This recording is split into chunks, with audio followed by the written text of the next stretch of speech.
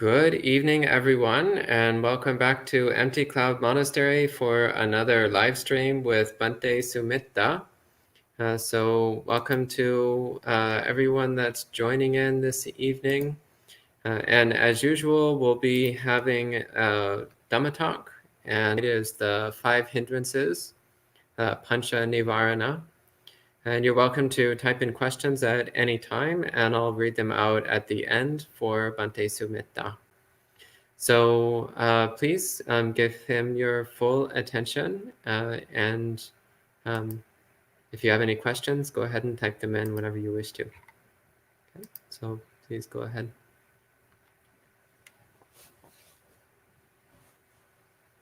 Samantha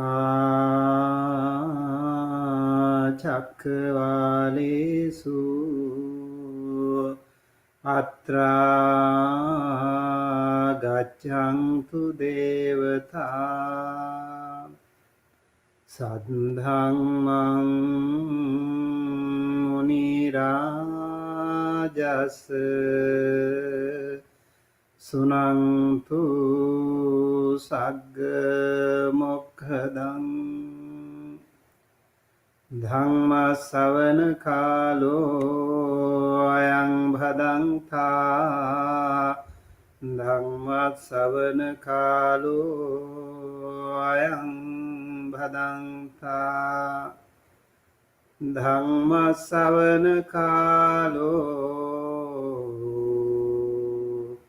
Ayang Bhadantha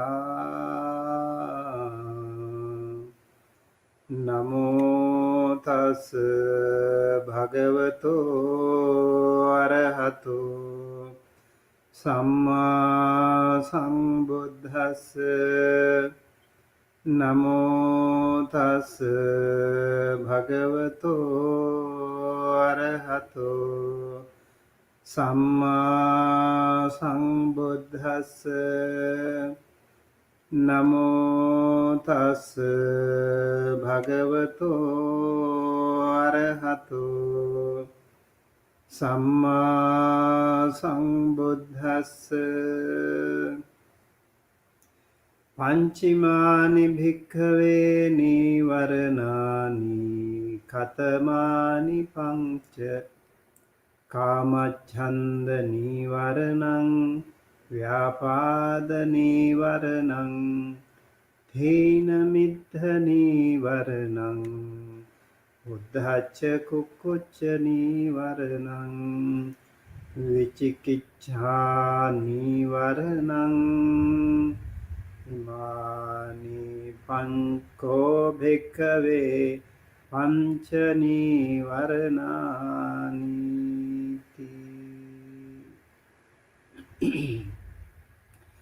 My utmost respect to the perfectly enlightened Samma Sambuddha, the noble doctrine of the Buddha, and the noble Mahasangha, the disciples of the Buddha. Hello, everybody. Welcome to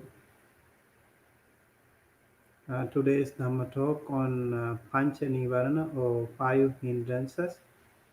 And I think this is a very popular talk. Many people know about this, about the hindrances. And all of us are just next door to the path of Nibbana. And the wall between us and the Nibbana could be just this topic, the pañca-nīvaraṇa, the 5 hindrances. So it's very, very helpful, I think, if we learn a little bit more and make some effort to get rid of this 5 nivaranas. And the Buddha has discussed in so many different suttas about this pañca-nīvaraṇa. I found over 2,200 suttas where the Buddha has discussed about this wonderful teaching on the pañca-nīvaraṇa. There are many references. So there is a sutta called Nivarana Satipatthana Sutta in uh, Savatthi-Nidāna, and there also the Buddha talks about these five Nivaranas straight away. So we all know Kamachanda Nivarana, the sensual desire, it's a hindrance. And Vyapada Nivarana, ill will, is a hindrance. Hinamita Nivarana, sloth and drowsiness, or sloth and stupor, also is a hindrance. And then Uddhacha Kukucha, that is restlessness and anxiety, or some even call it stupor. That's another hindrance. So the other one is Vichikicha Nivarana, the uncertainty or the doubt. This is another hindrance. These are the five hindrances that we have. And the Buddha say these five hindrances actually um, cut or shut or cover our path to Nibbana. It's really difficult if we cannot get rid of these five nivaranas to achieve the samadhi. Without samadhi, there will be no panya, and without panya, there will be no nibbana. So it's really important that we pay a little bit more attention to that, especially when it comes to meditation. Nivarana will be the real enemy, and Nivarana will be the real hindrance and real debacle that all the practitioners face. Whether it comes to the emotional side, uh, the mind wandering about so many sensual desires or so many things, or else ill will, or then again when you are calm with body and mind, or maybe with your um, tiredness or whatever, sloth and drowsiness also can come. And then again the restlessness and anxiety and the doubt, these are all really making us uh, difficult to practice, to concentrate, to go to samadhi. The Buddha said in Nivarana Sutta, Ida bhikkhave kāye kāyanupassī viharati ātāpi sampajāno satimā vinayya loke abhijjā domanasang. So Buddha says there are four ways that we can develop, we should develop to the four frames of reference. If we want to abandon these five hindrances, one should develop the four frames of reference, and that is the four foundations of mindfulness. Kaya anupassī viharati. So there is the case where a monk remains focused on the body in and of itself. Very, very important three requirements are there here: Atapi, Sampajano, and Satima. One has to be, Atapi means ardent. One has to be really diligent.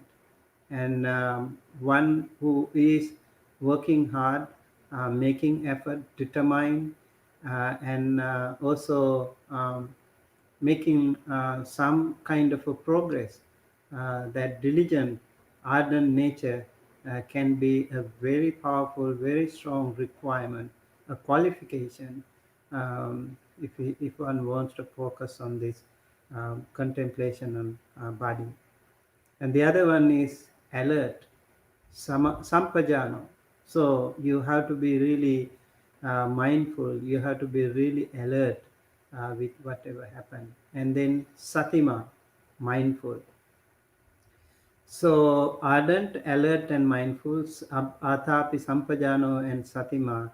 And when you have those three qualities, then putting aside greed and distress with reference to the world, that means loke abhijja domanasang, you have to get rid of these two,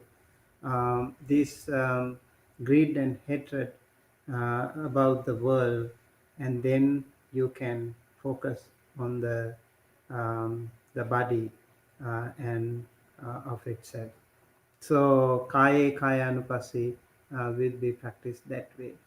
Same thing with the Vedana anupassi. Um, um, he remains focused on feelings in and of themselves, ardent, alert, and mindful. And then again with the Chitta Anupassi, he remains focused on mind in and of itself, ardent, alert, and mindfulness. Dhammanupassi Viharati, mental qualities in and of themselves, ardent, alert, and mindfulness. So, to abandon the five hindrances, the Buddha says one should develop these four um, anupasanas, kaya anupasana, vedana anupasana, chitta anupasana, and dhamma anupasana. So it's a really, really important practice. And then there are quite a few number of ways how we can get rid of these, and I think it will be also very useful to talk about a little bit more about our practical side also. And if someone wants to achieve any goal in life, also you need to work something. You need to have um, some qualifications. You need to work hard. You need to be diligent. You need to be mindful. Also, really, you have to motivate yourself. Continuous progress should be there if you want to make some effort in different fields of your life. Let's say you want to become a doctor, you want to become an engineer. Even then, you have to really work hard. If not, it will not come to you just like a piece of cake. So those people who really work hard can achieve their goals, and those people who really meditate, they also can achieve their goals. There's nothing impossible. Even today, if someone wants to achieve arahanthood, or if someone wants to achieve sotapanna, if someone wants to achieve jhana, it is pretty much possible. It is still possible. And maybe if we know more about the hindrances or more about the nivaranas, that will also be really helpful. The Buddha said in another sutta called Nivarana Sutta, in Anguttara Nikāya, the Buddha said these five hindrances are like makers of blindness. They cause lack of vision and causing lack of knowledge, and they are also detrimental to our wisdom and tending to vexation and leading away from Nibbana. So these five hindrances, uh, the hindrance of sensual desire, ill will, sloth and torpor, and also um, restlessness and remorse, and the doubt. These five hindrances can be really dangerous in that way, because it really um, uh, keeps a big wall between us and the Nibbana. The Buddha say here, blinders and lack of vision, lack of knowledge, and detrimental to wisdom, and tending to vexation, and lead us away from the Nibbana. If you want to, let's say you want to meditate, okay, today it's raining here, so you feel like, oh, it's raining, maybe we take a nap. Today we don't need to meditate. Then that's another nivarana, that's another hindrance. And let's say if it is raining, if it is a warm sunny day, then we also feel, oh, it's too hot, too sunny, we don't want to meditate today. And if you are feeling too hungry, or if you feel too cold, if you like come from another, maybe after Pindapata, you feel tired, you think, okay, maybe I'll take a rest. So that way we really want to, it's we really want to make an extra effort if you want to meditate, if you want to get rid of this nivarana, hindrances. I remember, I think last week uh, we had a 5 day intense meditation with Bhante Sudaso. It was really interesting. Then after the meditation, Bhante Sudaso said, "Okay, I thought now after evening chanting, we are free." And he said, "Okay, in 5 minutes we meet in the parking lot." And then I was okay. I even didn't wear the slippers. I went, and he said, "Bante, you have to wear the slippers because we are going to walk." And we walked. I thought just maybe 5 minutes, 10 minutes, but he was walking for more than half an hour. It was really good walking though.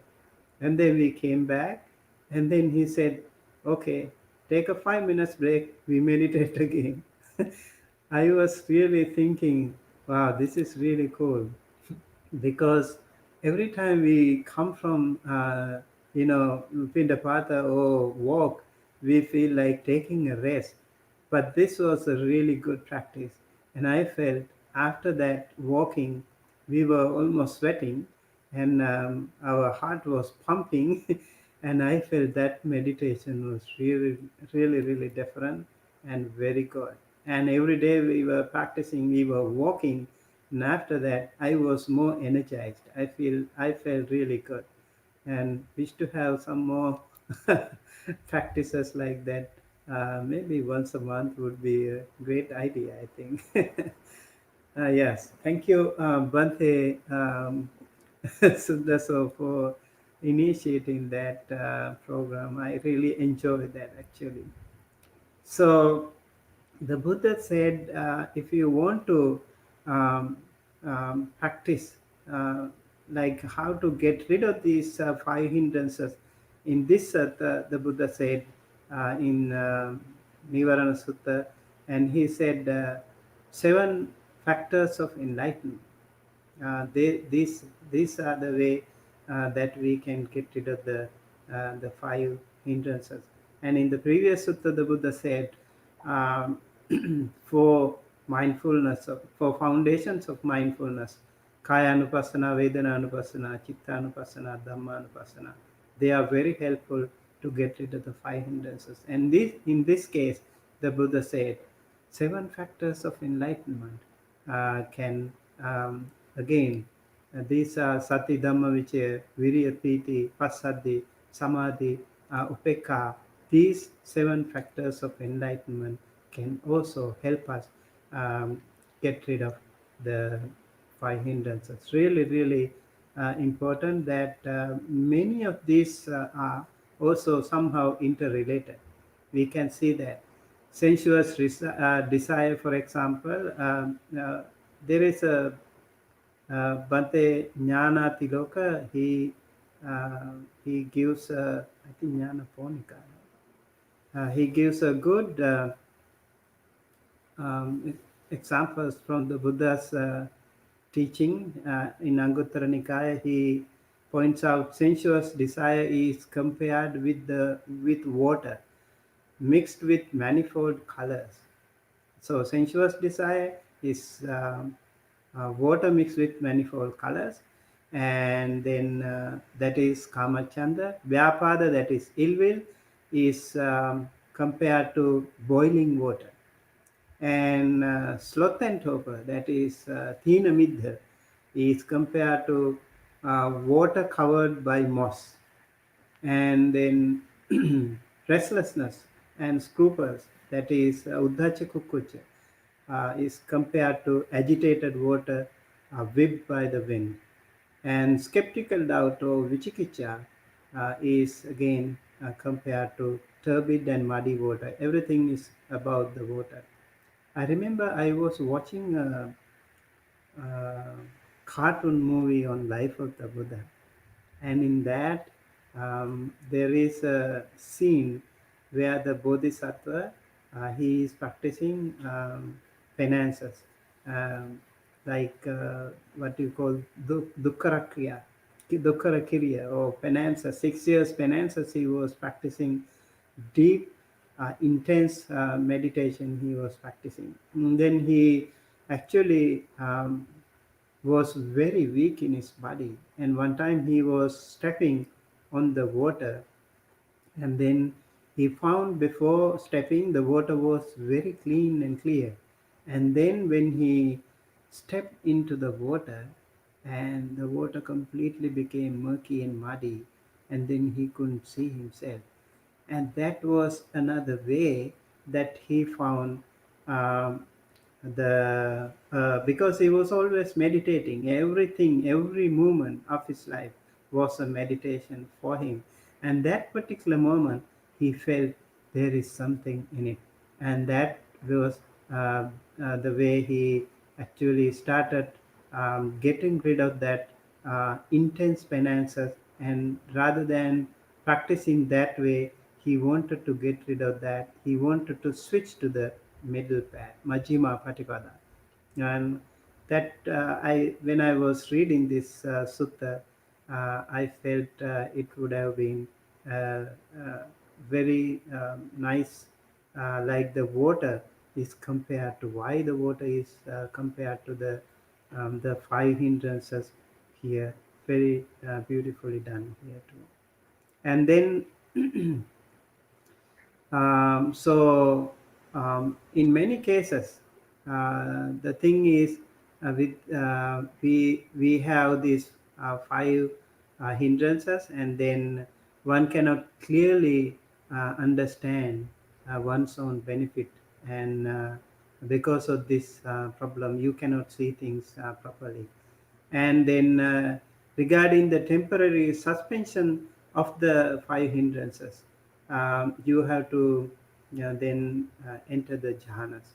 And when you enter the jhanas, then you can also get rid of the five hindrances. If you can temporarily subside the five hindrances, there is the great way. There is a pretty uh, useful way that you can also hide from the Mara. It is also mentioned in the suttas that those who enter the jhanas will be away from the Mara. And if you do not enter the jhanas, if you are away from the jhana, then Mara will always have a control over you. Mara cannot see you. Mara will be blindfolded when you enter the jhana. So that's another way that you can actually get rid of the tempter, the Mara. Practicing jhana. And in another sutta, I remember the five jhanic factors are also mutually um, helpful in getting rid of those five hindrances. Vitakka, Vichara, Piti, Sukha, Ekaggata, the five jhanic factors. They are also helpful in getting rid of the five hindrances. So, uh, in uh, in Anguttara Nikāya, another sutta, it is said, he has cast away sensuous desire. He dwells with a heart free from sensuous desire, free from uh, desire. He cleanses his heart. That is after entering his um, first jhana. And then he cast away his ill will. He dwells with a heart free from ill will, cherishing love and compassion towards all living beings. He cleanses his heart from ill will. So if you have this sensuous pleasure or sensuous desire, you have to practice this uh, heart free from sensuous desire, and then you can cleanse your heart. And if you have ill will, then you have to cherish loving kindness, compassion towards all living beings. That way you can cleanse your heart from ill will. And then if you have sloth and torpor, that's again a very difficult thing. And then what you can do, the Buddha has mentioned many examples how to get rid of that. And in this particular sutta, the Buddha says, loving the light with a watchful mind, with clear consciousness, then he can cleanse his mind from sloth and torpor, thina middha. So bodily and mentally lethargy, tediousness or tiredness or laziness. So to get rid of that, it's very important that we do something like that, something to do with energizing the mind, or awakening the mind is important. Something to think, maybe like Dhatu Manasikara, for example, you think of, you investigate the elements. So elements meditation can also be very helpful to get rid of the sloth and torpor thing. And I also watching Bhante Sudaso's talk on dhyana. I observed you. We were saying not running away from the pain, but you better focus on the pain. That will also be. I think when you have sloth and torpor, if you have pain, sloth and torpor will also um, be not there because it is more painful. So having pain can also be very good way. Actually, you can use it as a um, good meditation object. And restlessness and scrupulous, again, when you have that, you have to dwell with the mind undisturbed and with your heart full of peace, and then you can cleanse your mind from restlessness and scrupulous. Remember, in the Sangyojana, so the uh, 10 fetters, the Buddha says, um, just before the last Sangyojana or the last fetter, that is the avijja. Just before that is vichikicha, right?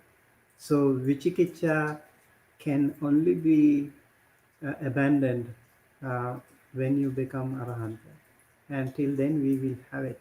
So over here in the pañca-nīvaraṇa or five hindrances, we do have that. Someone has to cast away this skeptical doubt, dwelling free from doubt, full of confidence in the good, then he can cleanse his heart from doubt. And in jhanic mode, you actually temporarily suppress the five hindrances, not forever. So the last one, because you are doubtful, because you are still not very clear comprehension is not there until you attain the arahanthood.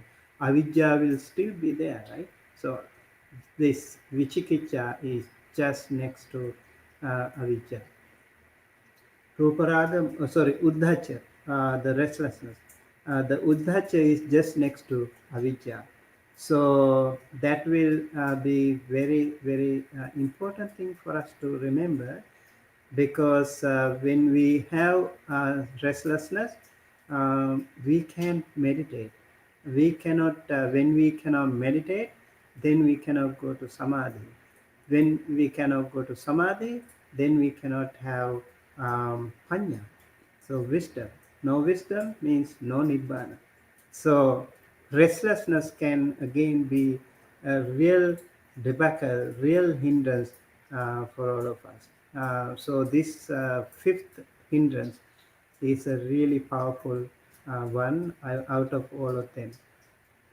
So therefore the Buddha said these can paralyze our mind. These are called paralyzing defilements of the mind.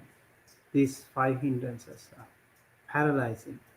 Then if we can get rid of these things, if we make some effort, we can go to absorption or jhana. And also it is said there are three levels of getting rid of the defilements. One way is tadanga, that is very temporary, getting rid of the defilement. Just like when you listen to a good Dhamma talk, I don't know if you listen to this Dhamma talk, you will be happy. So if you are, it's okay, good.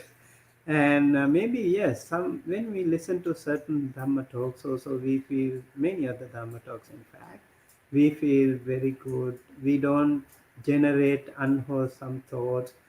We really feel peaceful and calm when we listen to a guided meditation or we listen to a chanting. We also feel very peaceful and calm, and that will be a very, very temporary suppression of our defilements. And also, when you practice dana, when you practice sila, when you practice bhavana, this meditation, simple meditation, can also temporarily, very, very temporarily, we can suppress the unwholesome thoughts. But when you are into the jhanas, we can suppress these things, these defilements in a much more profound way. Uh, that is called Vikambana Pahana. So abandoning to a greater extent, but it is still not completely done. Only when you attain Sotapanna, Sakadagami, Anagami, Arahanta, you can get rid of these defilements once and for all, and never ever they will come back to us when you are into some of these Sotapanna, Sakadagami, Anagami, and Arahanthood. These are the path of enlightenment, stages of sainthood. And when you are into the Sotapanna stage, all the apayagaminya defilement, kilesa, they say, all the hell-bound kilesas will completely be gone. And when you are into Sakadagami, the gross Kamachanda and gross Patigha, ill will, that is sensual pleasure and ill will be gone. And when you are into Anagami, the non-returner stage, uh, your even Anusahagata, that means subtle lust, subtle sensual pleasure, and subtle ill will also be gone. When you are into Arahanthood, all the defilements, once and for all, completely overall, deep rooted defilements, everything will be completely eradicated, completely eliminated, completely abandoned. So until then, all these things will be there somehow or the other. Then we have to really be we have to really make some more effort to come back to get rid of these, overcome these um, defilements. And I would like to give you an example from the from another sutta, that is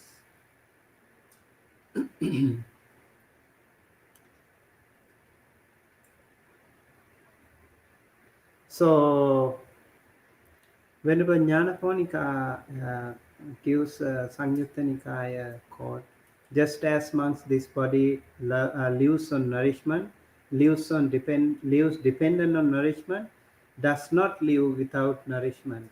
In the same way, monks, the five hindrances live on nourishment, depend on nourishment, do not live without nourishment. So these five hindrances also need some food.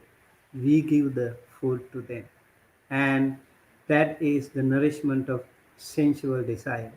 There are beautiful objects, frequently giving unwise attention to them, and this is the nourishment for the arising of sensual desire that has not yet arisen, and the nourishment for the increasing and strengthening of sensual desire that has already arisen. So if we do not pay attention, if we are not mindful, whenever we see a beautiful picture, whenever we hear a beautiful or very pleasant sound, whenever we have a pleasant smell, or whenever we eat pleasant food, or whenever we have a pleasant touch, then we will feel, we will be feeding this hindrance. We will feed the sensual pleasure. That is the nourishment for the sensual pleasure.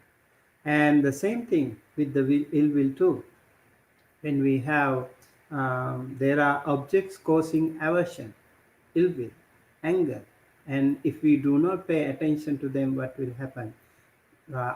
Unconsciously, we will give nourishment to the ill will, and unconsciously, we will feed continuously. We will feed them, and same thing with the sloth and torpor, listlessness, lassitude, or stretching of the body, and drowsiness after the meals, mental sluggishness, and frequently giving unwise attention to that will also be actually feeding the sloth and torpor.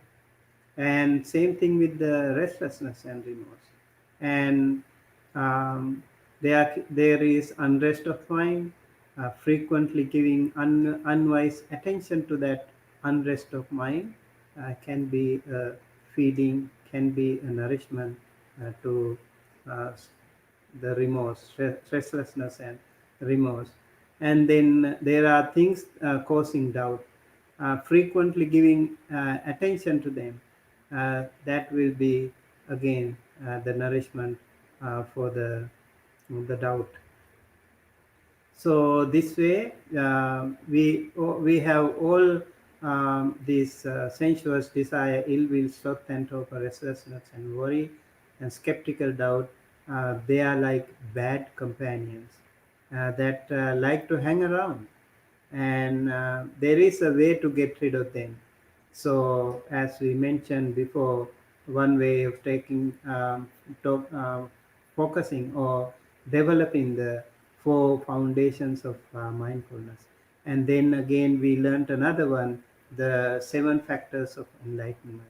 And over here in this sutta, the Buddha says, conquest the five mental hindrances can be achieved by starving them. Do not give food to them. So if you don't feed them, then you can de-nourish them, and that's another way to get rid of the sensual, these five hindrances. In a very important sutta, the Buddha discusses about the five hindrances, and I think out of them, I would like to talk a little bit more about um, the Thinamidda. Thinamidda is really a very difficult thing that we have. Thinamidda is bodily and mentally um, laziness. So it happened to all the other great monks too. One of the great monks who encountered this thing was Venerable Moggallana.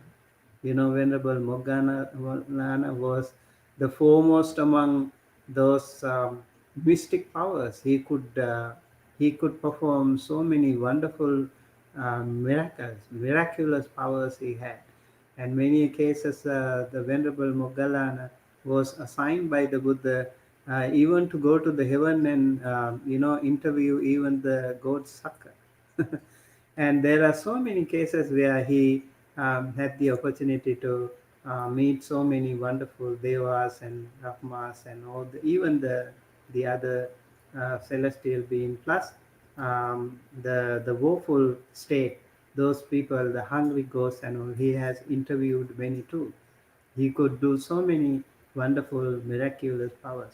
One day, just after he became a monk, he became a disciple of the Buddha. He was really, really working hard.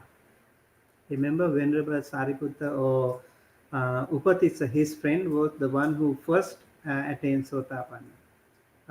And then he went to his friend Kolita, that was Moggallana, and he recited the same thing, and he became Sotapanna too. Now both of them wanted to become Buddha's followers, wanted to enter the order, they became monks. And after that, it is said Venerable Moggallana was working so hard. Venerable Moggallana was working so hard, and it is said he was, even in the night time, he was walking most of the time, trying to attain Arahanthood. And one day the Buddha saw him. He was nodding. He was actually, while meditating, he had also, like many of us do, while meditating, he was nodding. So this sutta is called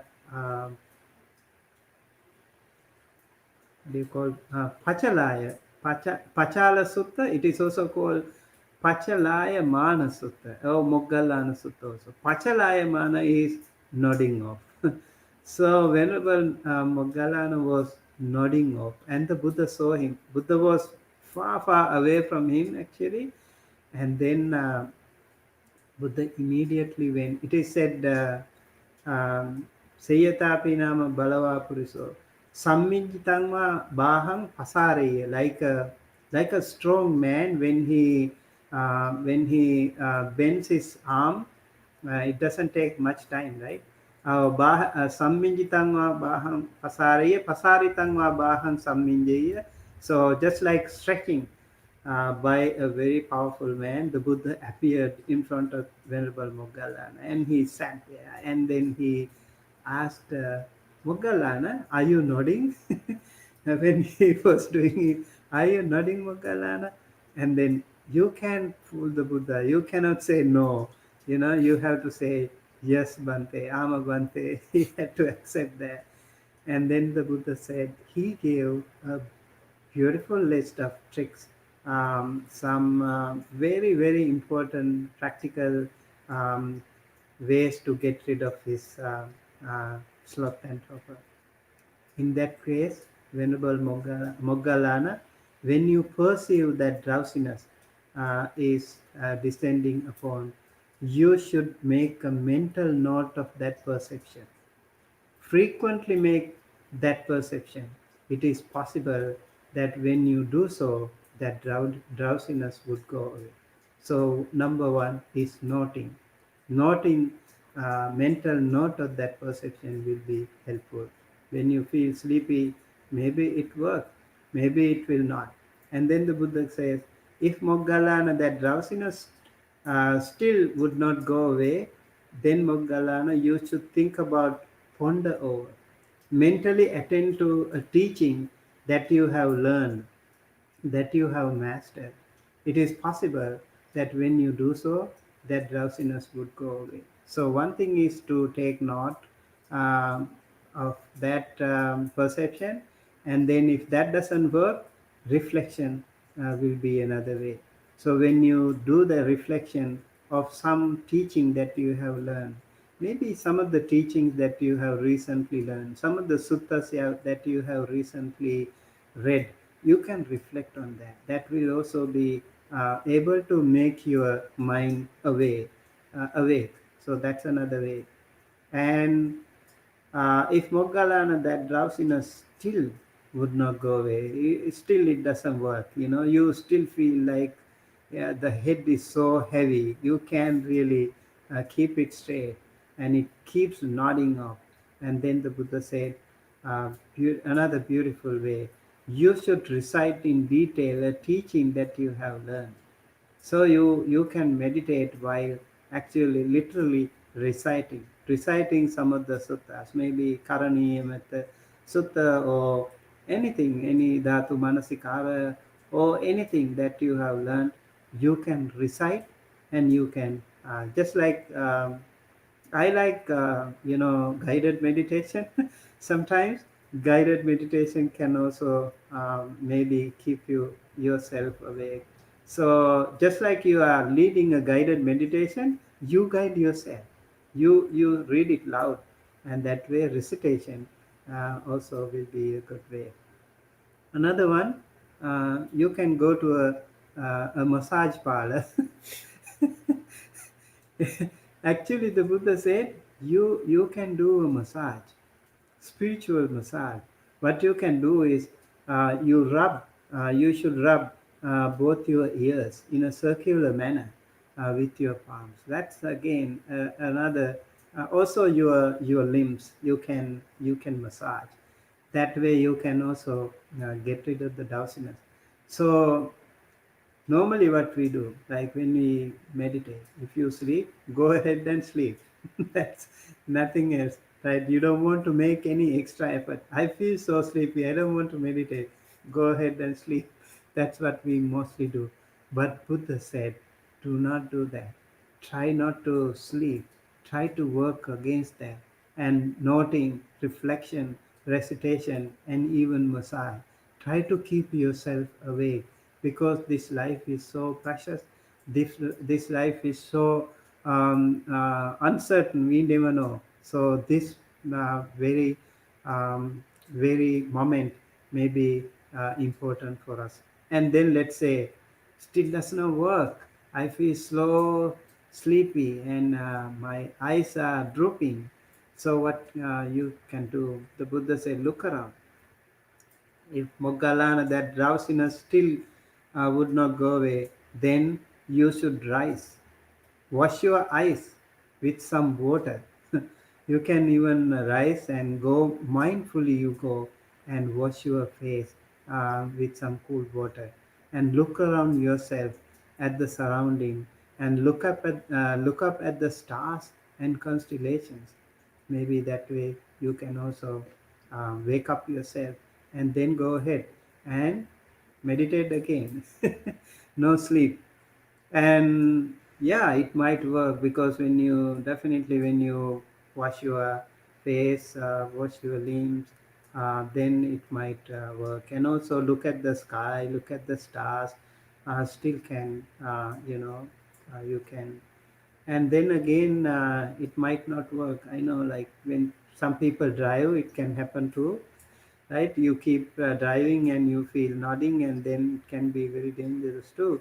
And then some people stop, and then they drink a coffee, or they maybe even wash their face, or um, try not to sleep. If you sleep, you know what will happen.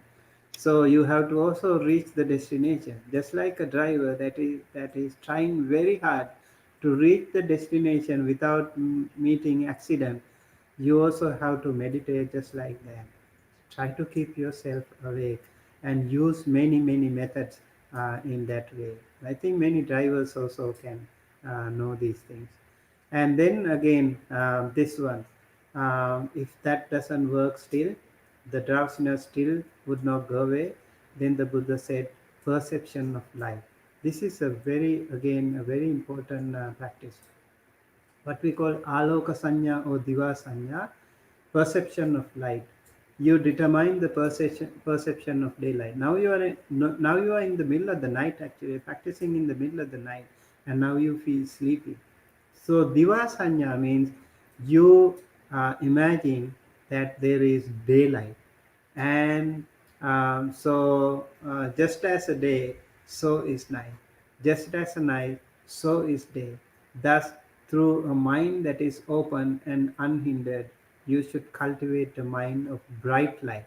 So you have to project yourself a bright light, a shining light just in front of you, to keep yourself um, away from sleep.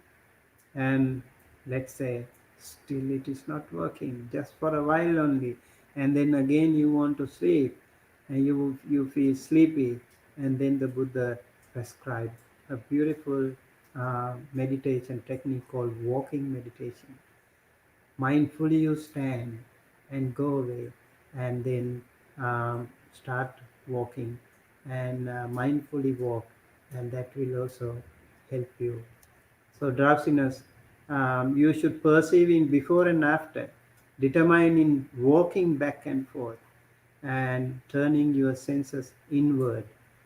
Try to focus more inward and more strenuous in your attention, keeping your mind from straying outward. In when you have this walking meditation, you need to make sure that your senses, you are turning your senses inward, not outward. That way you can also wake up yourself. And the last one, still if doesn't work, the Buddha said, then mindful and fully aware, you should lie down, lion-like on your right side. This is called Siha. You keep your uh, the legs one on each other, and also side to yourself, and then placing foot on foot, keeping in mind the time of rising. And remember that, let's say you take a rest at 10 or 11 p.m. or whatever, and then you make sure, I'm going to wake up 11:30, I'm going to wake up 12 o'clock. So you remember the time to wake up to. And those days they didn't have smartphones to wake you, and they didn't have alarm clocks. So that's the way they did. They just determine themselves. I'm going to wake up in this at this particular time, and so those practitioners would do like that. And then so when you wake up at after 1 hour, maybe half an hour, whatever you determine, and then you have to rise quickly. You have to jump out of the bed right away. Do not stay there. Okay, okay, maybe I will stay here a little bit more time. I will dwell without indulging in the pleasure of sleep. It is so comfortable. Oh, I want to sleep a little bit more. You should not do like that. You have to get out of the bed right away. And also some people like to maybe a little bit more. You want to stay there, and you might fall asleep again. So it is very important that you get out of the bed that way too. So these are the 9 techniques that the Buddha mentioned here in this wonderful sutta called Pachala Sutta or Pachalaya Mana Sutta. Also it is called Moggallana Sutta. I think it is very helpful to all of us to get rid of this Tina Middha.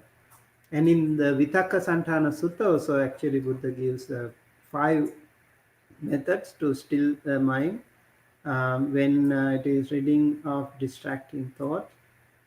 Um, I remember last time Venerable Ajahn Kovilo, he said the word slide. Remember he said slide. The 5 methods like substitution, lulling, and ignoring, and then danger, and then elimination. These are the 5 methods that you can use in according to Vitakka Santana Sutta. So applying a different meditation sign, thought displacement, and examining the dangers of the distracting thought, that is called aversion therapy. Very, very interesting. And disregarding the distracting thought, that is called sublimation. And identifying the causes of the distraction, that is thought analysis. That's also really important. And then sheer willpower, like it is said, you push your tongue towards the upper palate, and then you determine yourself, I'm not going to allow this ill will to happen, or this defilement to happen. I make a strong effort not allow that to happen. So that way, so there are different techniques in this sutta. So very interesting actually. um, Regarding the aversion therapy, the sublimation, in Majjhima Nikāya, Papancha Sudani Majjhima Nikāya commentary also gives some beautiful techniques. Occupy ourselves with something else. And so when you meditate, let's say you suddenly got um, uh, anger. You are maybe you are practicing loving kindness meditation, but suddenly what happened? You think of the unfriendly beings and then you get angry. You cannot meditate anymore. So it's really difficult, right? So occupy ourselves with something else would be uh, one technique, and then recite some work explaining a doctrine. Again, I think we learned it before too, and then read the dharma text or puja book will also be very helpful. Sometimes chanting really helpful. When you listen to the chanting, you feel so peaceful and calm and happy. So chanting or reading dharma books will be very helpful, and examine the parts of an object from his bag, like fire sticks, upper stick, lower stick, whatever you have in your bag, you examine them, and that way also you can get rid of this. So the monks have not don't have so many things in their toolbox. They have very few things like the bowl and the needle and the water filter and little bit of robe and these things. So you think of them, you take one by one and then maybe examine the parts of these things, and that way you also can try to temporarily distract yourself from the wrong intention, wrong defilements. And then the other one is carefully and reflexively examine his requisites. This is the all, this is a pair of scissors, this is the nail cutter, this is the needle, like that. So you can also do that, as we mentioned before. And then last one is darn the worn out parts of the robe. So when you do these things, you are occupying with something, and you are not allowing those wrong things or defilements to actually embarrass you, harass you. So if you have anger, ill will, one of the best ways to get rid of that is as Aghata Pativinaya Sutta mentioned in Anguttara Nikāya, by cultivating the Brahma Viharas, cultivating loving kindness and cultivating compassion, cultivating equanimity, and simply disregarding the person. So that way you can also uh, practice, you can also get rid of the ill will, anger. So these are some of the ways that we can work on our um, pañca-nīvaraṇa, five hindrances. And yes, so practicing five hindrances, practicing against the five hindrances will be a very important way to get rid of that and come closer to the nibbana, and practicing towards the jhana um, will be a really good way to see the nibbana one step closer to the nibbana, sotapanna, sakadagami, anagami, arahantahod, and that will be our final goals. And I hope and wish that all of us would be able to get rid of the sensual pleasures, get rid of the uh, ill will, and get rid of the sloth and torpor, thinamidda, sloth and torpor, and then also um, uddhacha, kukucha, restlessness and remorse, and then vichikicha, the doubt.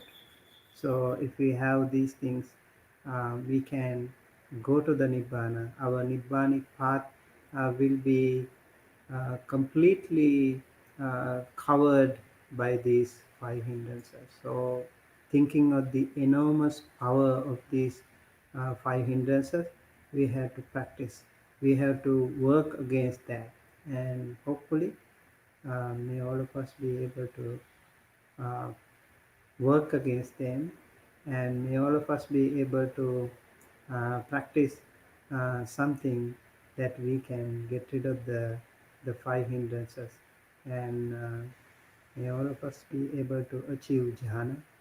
May all of us be able to achieve Sotapanna, Sakadagami, and Anagami, Arahanthood as soon as possible. Sadhu, sadhu, sadhu.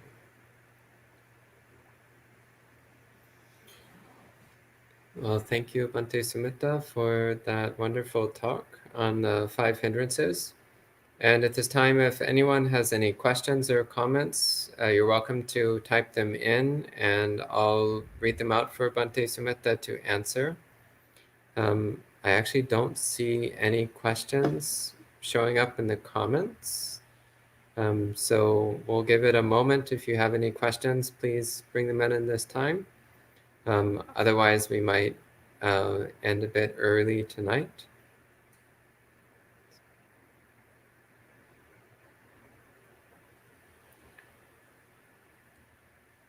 Yeah, I'm not seeing any questions. So Yes. maybe that might be Okay. it for tonight, and we can do the sharing of merit. Okay. Yeah.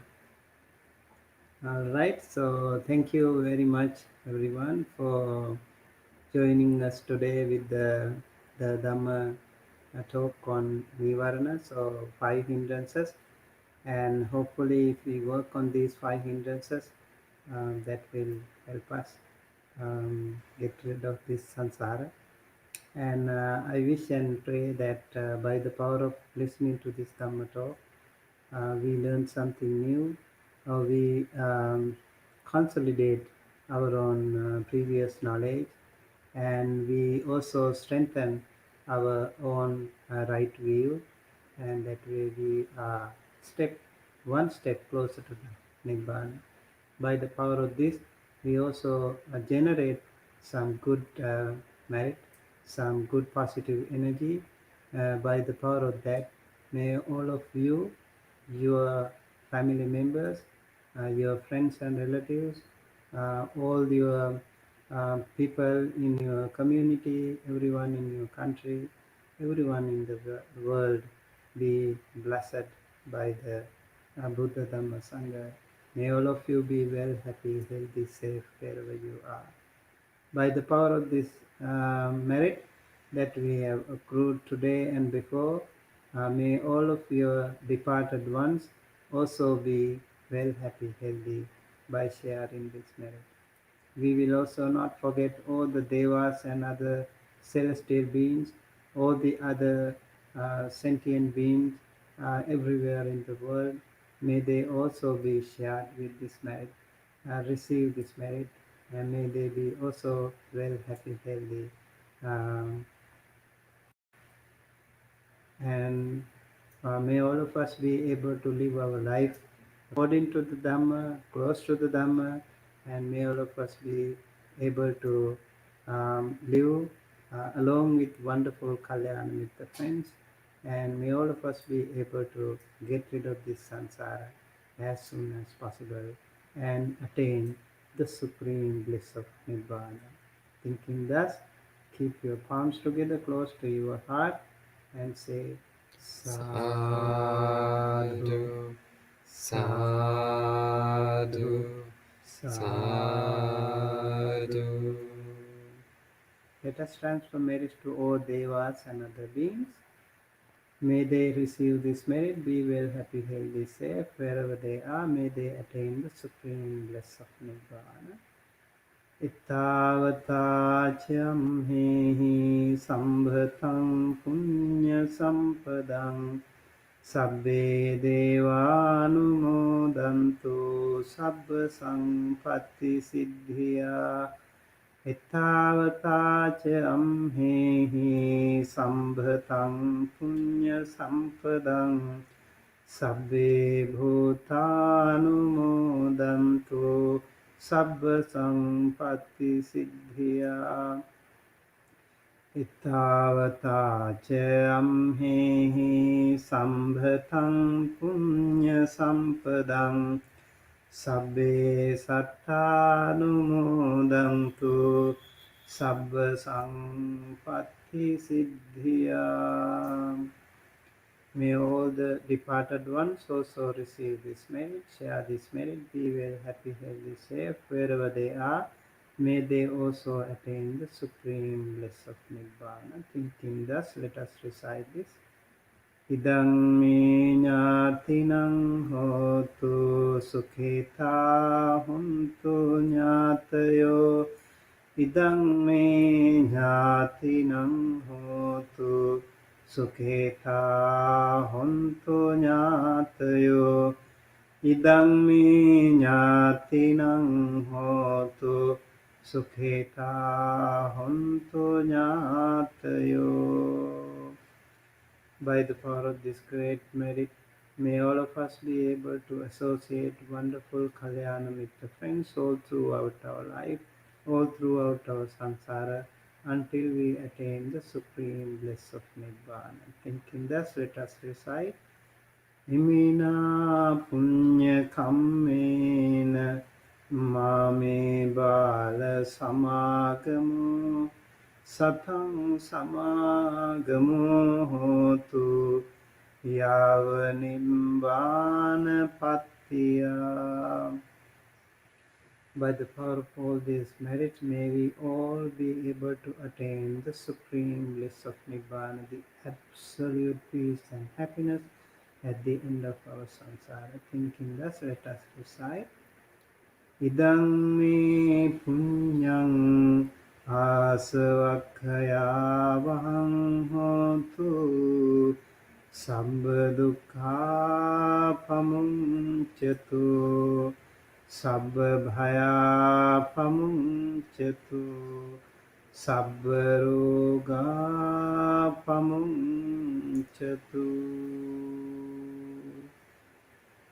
Sabbitiyo vivajjanto sabbarogo vinasato mate bhavatvantarayo sukhe digayuko bhava abhivadana silis nichang uddhapachayino chattaro dhamma vadhanti Ayuvanno sukhang balang ayurarogya sampatti sagga sampatti mevacha ato nibbana sampatti iminate samijjhatu.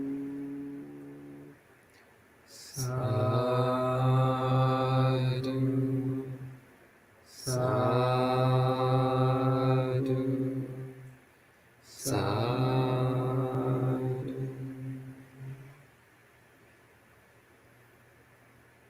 Okay, well, thank you, Bhante Sumitta. And for everyone watching, please continue joining in. So Wednesday, Thursday, and Friday in the mornings at 8 a.m. and evenings at 7:30 p.m. And also special programs on the weekends. So hope to see you all again soon, and please continue your practice.